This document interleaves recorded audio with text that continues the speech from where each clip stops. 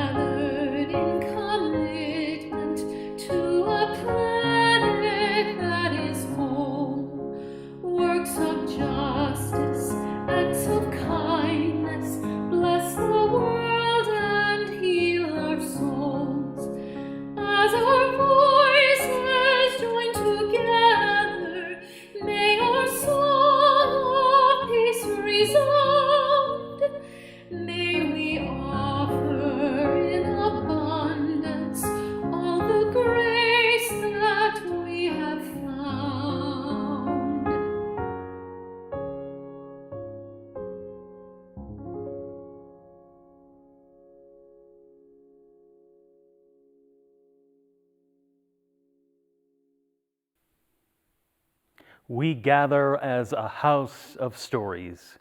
As we learn of those who have gone before, the way in front of us becomes more clear. As we weave together the tales of who we are, our loneliness lessens and the web of our oneness is revealed. As we listen deeply in those times of tender trust, we descend into the longings and learnings, the hopes and fears of the humanity we share. Beneath the wells from which we drink, there is a deeper well that feeds them all. Come, let us tell each other tales of our thirst. Let us drink from the stories that sustain us all. Come, let us worship together.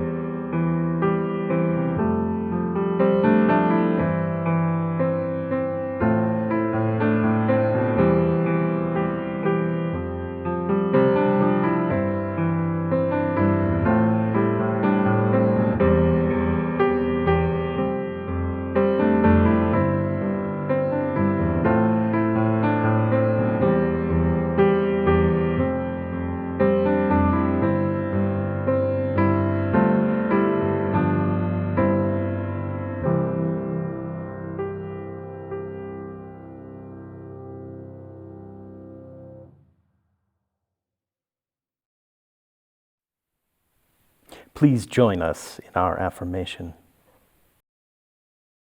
Love is the doctrine of this church, the quest for truth is its sacrament, and service is its prayer. To dwell together in peace, to seek knowledge in freedom, to serve life in fellowship, to the end that all souls shall grow in harmony. Thus do we covenant with each and with all. A candle has been lit this morning for Taz Smith, home and recovering from injuries sustained in a car accident last week.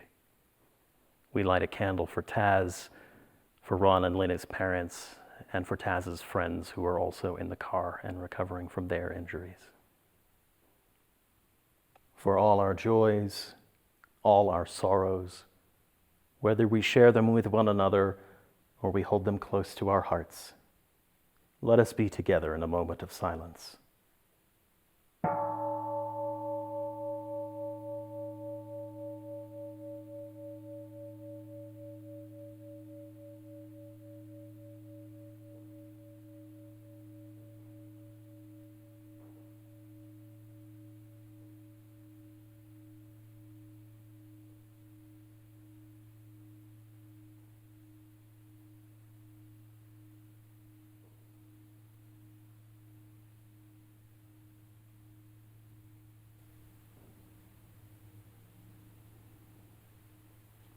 Please join with me now in a spirit of prayer and reflection.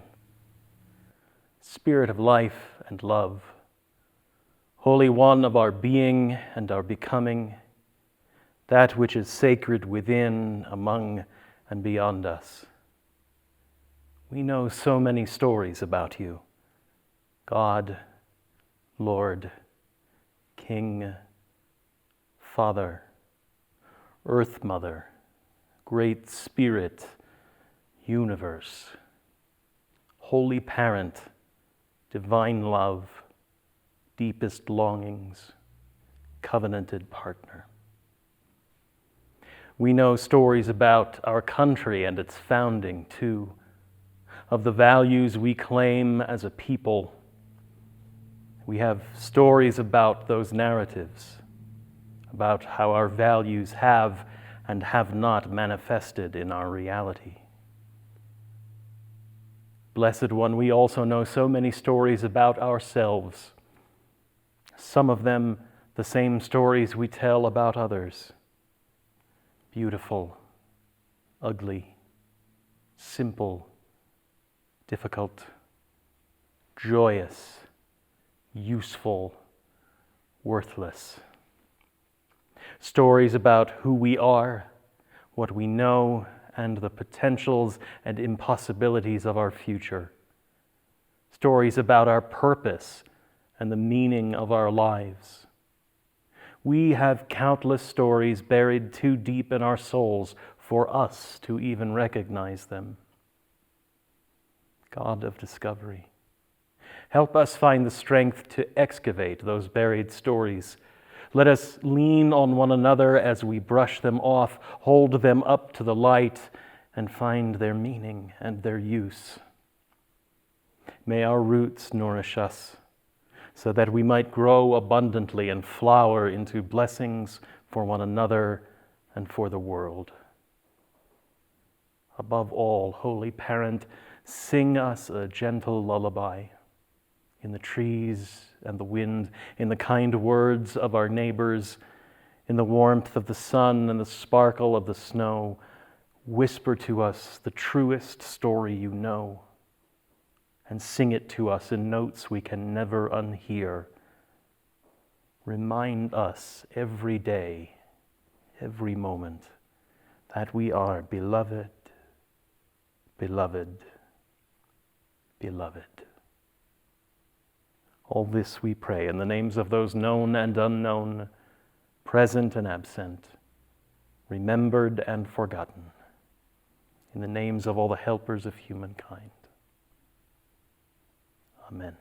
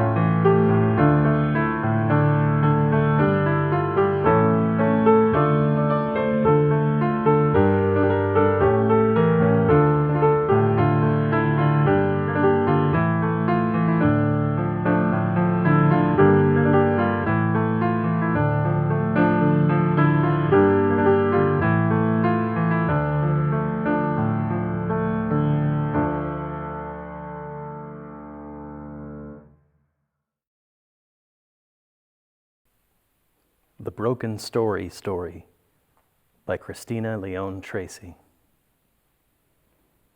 This is a story about a man with a story about stories, if you will. Once upon a time, there was a man with a story.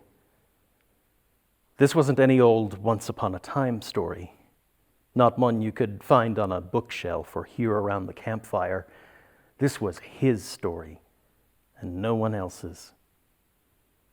This story had been carefully crafted. It began before he was born, and this story told of his loves and fears, his dreams realized and his dreams yet to come. This story was complete. It told his whole life, including those bits that still existed in his imagination. In fact, this story was so complete and he was so happy with his story that he carried it around to make sure it was safe. It was somewhat bulky and unwieldy, but he didn't mind. It was his story. The thing about this story was, it was very fragile, made up of many pieces and held together by only his own imagination. He was worried it might break apart at any minute, and so he grew more and more protective of his story. He held it even closer. As he went about his life, he checked on the story to make sure he was following it correctly. He avoided adventure and unknowns because, well, they might break his story. And then one day, the inevitable happened. Without warning, his story broke. It was unforeseen, and he hadn't done anything wrong at all, but there it was, laying in 1,000 shattered pieces on the ground, with the sunlight glinting off the bits of story he had so carefully protected for all those years. He was heartbroken. And since his story hadn't said to put the pieces back together, he was at a loss. What now? And he sat down next to the pile of pieces and cried. A while later, maybe it was minutes, maybe it was hours, a group of people came out of the nearby building and saw him sitting on the sidewalk, surrounded by a pile of broken pieces, clearly in need of help. What happened here? A woman asked. My story. It's gone. I worked so hard to build it, to protect it, to keep it from harm, and now it's gone. Gone, he wailed. Is this the story here? A man asked. Yes, look at it. There's nothing left of it. It looks like it's here, not gone, said a child. We just have to put it back together. Put it back together? There's no way. You don't even know what it looked like. How will you put it back together if you don't even know me? The child was tenacious. Don't worry. With all of us here to help, we'll put it back together in a way that you would never even expect. You never know, it might be more beautiful than before. And so they swept up the pieces of this man's story carefully and went together into the building from which they had emerged. They poured him some hot coffee and sang a song he had never heard before. Something about coming again and again, though you've broken your vows 1,000 times. The song was soothing, and the coffee was warm. He began to feel hope again, that his story could be put back together. And it took a long time. Maybe it was days, maybe it was years, but they got it all back together. And they added new parts, and some old parts didn't fit anymore, but that was okay. The child had been right. It was more beautiful than before. And this time, the story was held together not only by his imagination, but the imagination and support of an entire community. It wasn't nearly so fragile, and it even allowed for adventure.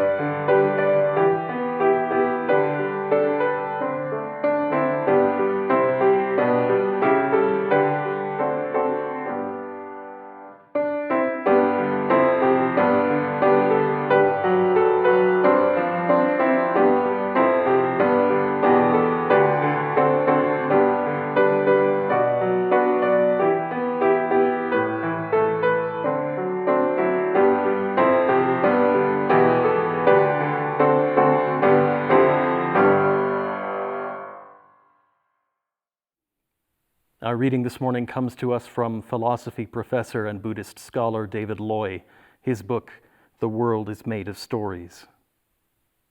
Stories do not have sharp edges. They never begin at the beginning. The concept of an atom is meaningful as part of a complex and still developing story that now includes the periodic table, molecules, and subatomic particles. The meaning of a story depends upon its context. Yet that network cannot be understood without understanding the stories that compose it. I am not trapped within this hermeneutic circle because I am the circle. The life we are thrown into is a storied one, where the task of interpretation is unavoidable and always incomplete. Even when words remain the same, their meanings change as we become different, which means as other words and stories become different. Stories are composed of other stories. A story is a point of view. There is no perspectiveless perspective. There is no way to escape perspectives except by multiplying them.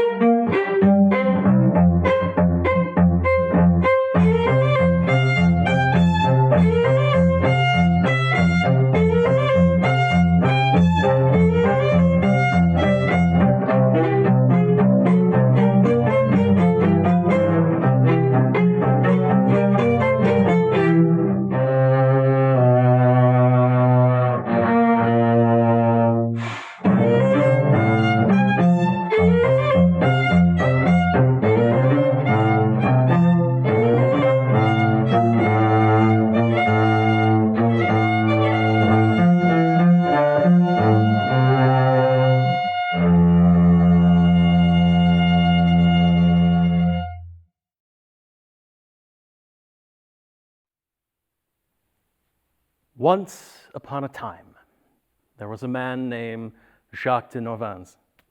He was Napoleon's chief of police in Rome, and holding such a lofty position afforded him to have his portrait painted around about 1811 by the famous French painter Ingres. Now, after the portrait was painted, Napoleon fell from power. And all of a sudden, Norvins wanted to find himself having much less connection to Napoleon after his fall. After all, he still held his position with the police in Rome. And so he had the painting altered. Either Ingres did it or one of his students did. But they painted to the left side of the picture a large flowing red drape over what had once been a tall column with the bust of a man on it. The bust of Napoleon's son, who during the Empire was known as the King of Rome. Now, if you look closely enough at the painting, the column and the bust are still somewhat visible beneath the red paint of the drape. Still there, but outlines of the chin and the nose, the top of the plinth of the column. Norvins tried to wash over the story of who he had once been connected with, but he couldn't make it go away entirely. Some of that evidence still shone through. Now, the history of art is full of little details like this, where one can see evidence of changes made to paintings, either after the fact or even while the works were still in progress. Bits of sketch that don't match up with the final painting, or a mistake that was painted over. Layers show through layers. Sometimes these changes and these layers and these overpaintings are easy to spot, and some of these changes take a lot of modern technology to uncover, but the changes are there. And once they've been seen either with the eye or with the help of technology, the changes are hard to ignore. And they change the story the painting is telling somewhat. They change the story of how the picture itself evolved. Now, there's a similar phenomenon in the history of the written word as well. Archaeologists and historians will refer to the palimpsest, a word that comes from the Latin through the Greek, meaning to scrape over. Long ago, animal skin parchment was very expensive and very hard to come by. And so when scribes needed a new piece to write on, they would pick a scroll or a page that was no longer needed, and they would scrape off or try to chemically erase the old text and then write their new documents over the old remnants on the fresh-ish parchment. But faint remains of the old writing would still appear, allowing scholars to discern and recreate the older texts. For one example, the last known fragment of one of Seneca's old philosophical treatises was recovered from beneath the text of a late 6th century parchment that had the Old Testament written on it. This is the human history of storytelling. It is riddled with examples of pictures over pictures, of text over text, where the old stories are still showing through, even in faint traces. Sometimes we have to work hard to see them. Sometimes they are evident and plain as day, but once they are seen, they are hard to ignore. Which brings us to this week. We came here and created a blank slate. We birthed a nation from nothing. I mean, there was nothing here. I mean, yes, we have Native Americans, but candidly, that there isn't much Native American culture in American culture. I would like to thank former Senator Santorum for giving me such a lovely example to work with this week. You see, human existence is crafted from story. We tell stories over and over again and build on them, among other reasons, to understand where we came from, who we are right now, and who we are becoming. Rick Santorum is telling a story in this clip about what he thinks it means to be American. And it is an incomplete story, obviously. And it's a story that we have told in this country for hundreds of years, and many have often treated it as a fixed, infallible truth. Now, if we were telling this story as, say, one of the settlers arriving in the Northeast colonies early on, say we were there just for 2 days after our arrival, we could maybe be forgiven for telling this story, for after all, the settlers did arrive and find whole villages made up and fields ready for farming and no one there. It almost was as if God did intend them to come to this land and set it up for them. Maybe we could forgive them for telling that story. Maybe it's understandable how settlers could tell a story about a foreordained land given to us by God. But we also know that that story transforms into the story of the doctrine of discovery, into the story of manifest destiny, and those stories turned into our forebears actively erasing native peoples from land that was not empty and just waiting for settlers to arrive. But because humans like to look beneath the surface, we know now that that empty land with the fully made villages and the fields ready for farming that those settlers found was created not by God, but by plague, brought to these shores by even earlier settlers and killing most of the natives who lived and farmed in those northeastern lands. See, later on, we uncovered a story beneath the settler story that had been erased. And once again, we can't unsee the story once we have seen it. To persist in telling the settler story unamended, unrevised, is to deliberately look away from the story underneath. David Loy, in his book, says that the landscape of American history is itself a palimpsest, a manuscript on which more than one text has been written with the earlier writing incompletely erased. New Amsterdam, New York, New Jersey, New Orleans, European colonists settled the New World not only by expelling the Indian, but by restoring the land with old world nostalgia and ambitions.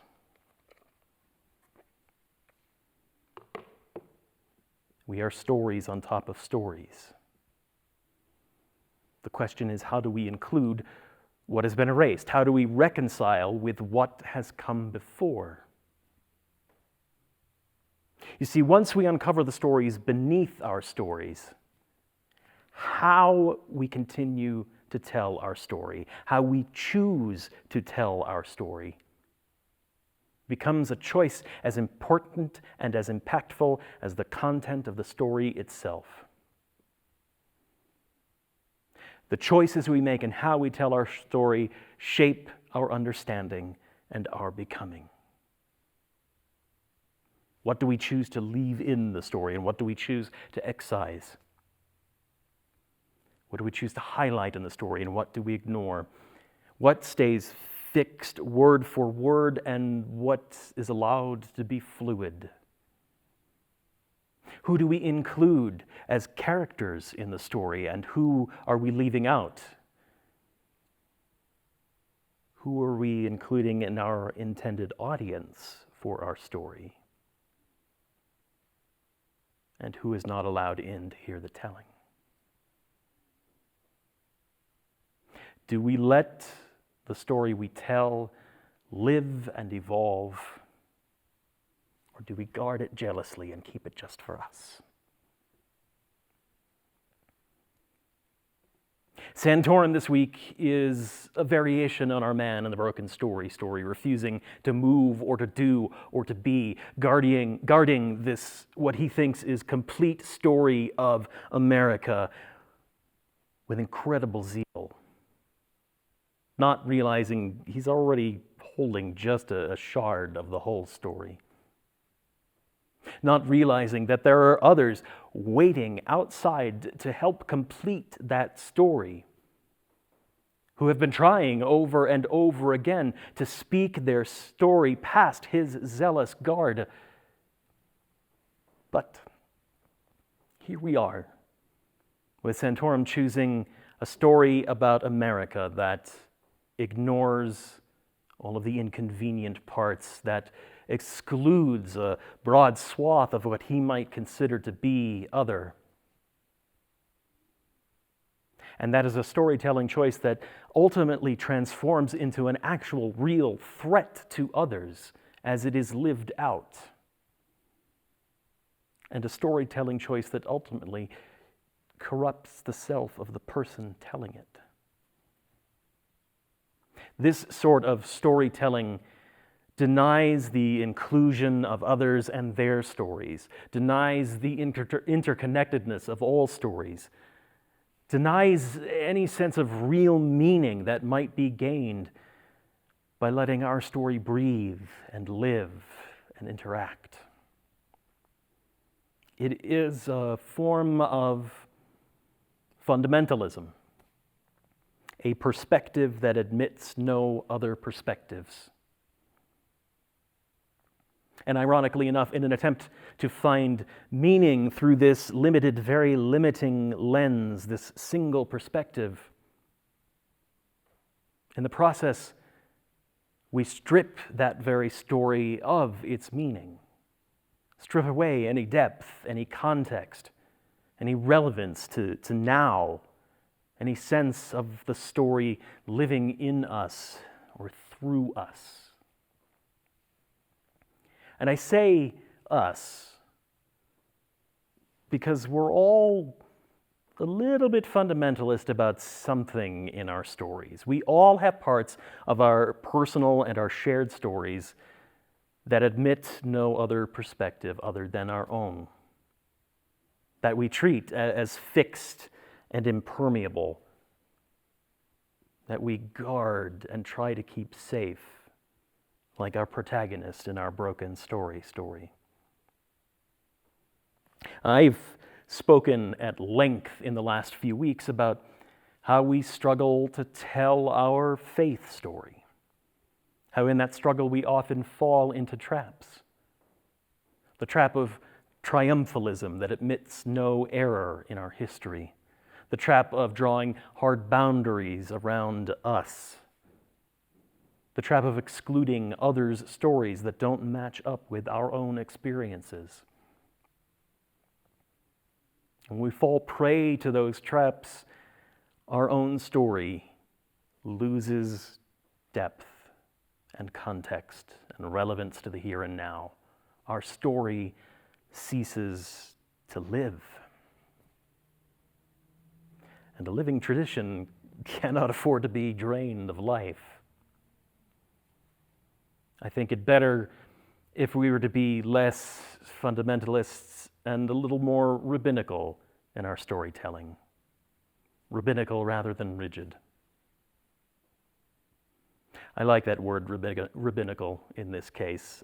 I'm enamored of the Jewish tradition of midrash, a conversation among rabbis over time, a constant commentary and questioning of the old stories that form the Jewish faith whenever they are found to be incomprehensible or even objectionable for the times at hand.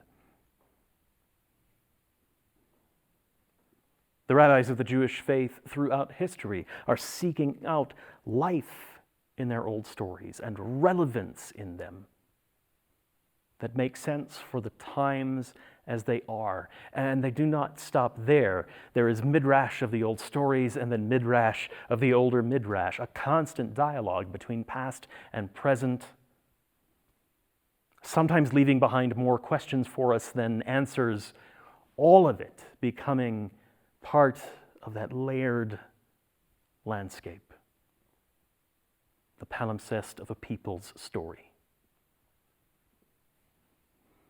How we choose to tell our story makes us who we are, informs who we are becoming. Perhaps we could choose our own sort of midrash then, staying in conversation with the layers upon layers of interconnected stories. Perhaps, too, we could choose to be like those great painters, never entirely finished with our work, the evidence of the old underneath the new. In the art world, these visible and invisible changes are known as pentimento, meaning almost literally repentance. A confession in the strokes of the brush that the artist is still trying to get the story right, even in the middle of telling it. Above all, we should choose over and over to tell the whole story, as complete as we have it. The story that exists on the surface and the stories that are still showing through underneath. We should choose to use every tool at our disposal to uncover and converse with what might have been lost. Multiplying our perspectives, as Loy says. Letting the whole story tell us into wholeness. May it be so.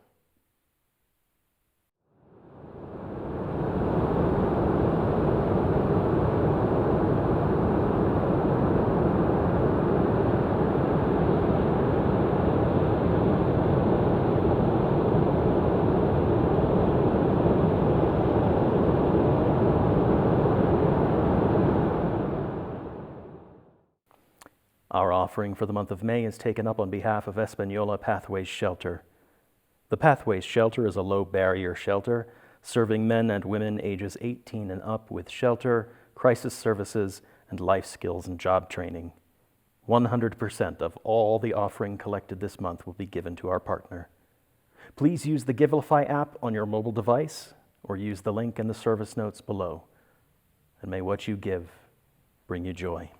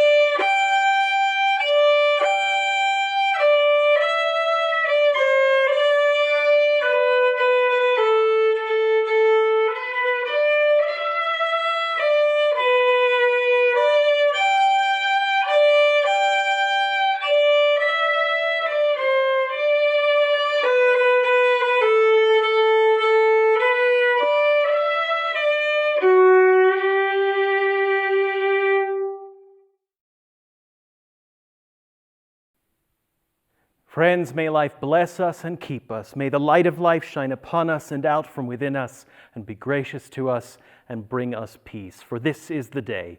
This is the one wild and precious life we have been given. So let us all find a way to rejoice and be glad in it. Go in peace.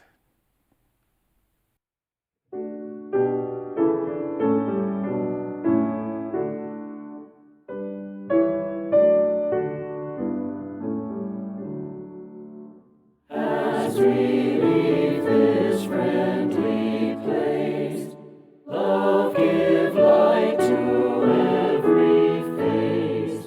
May the kindness which we learn light